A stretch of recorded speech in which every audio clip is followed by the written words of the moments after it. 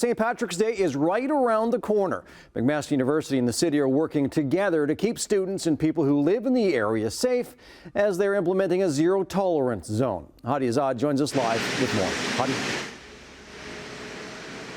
Good evening, Adam. The big day is Sunday, but the university says this safety initiative will be in place just before midnight tonight. That means anyone attending a disruptive party could face large fines.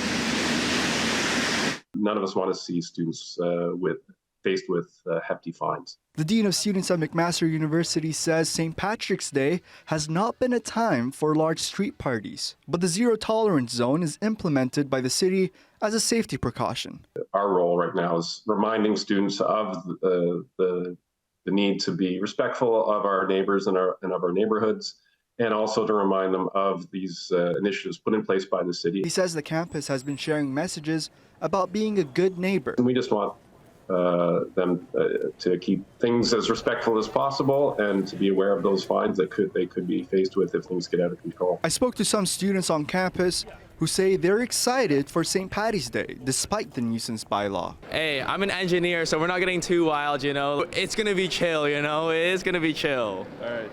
And other students were understanding of the bylaw. I think it makes sense for the students, like, for us to just be safe, but I don't think people are getting too out of hand. I think, you know, there has to be some sort of safety at all, as long as it's not, I guess, too much of encroaching on, like, the students' ability to have fun. Back in September, thousands of students gathered in the Westdale and Ainsley Woods neighborhoods for unsanctioned parties. Police say it resulted in 5 arrests and 10 provincial offense notices were issued during the unofficial homecoming celebrations.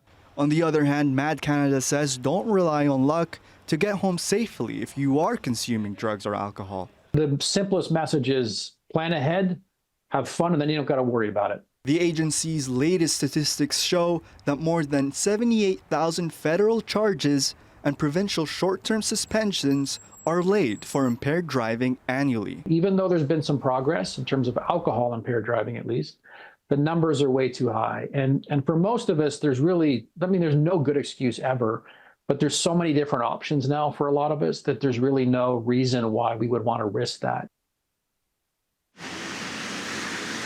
So once again, the safety initiative will be in effect just before midnight, and we will be following this story throughout the weekend.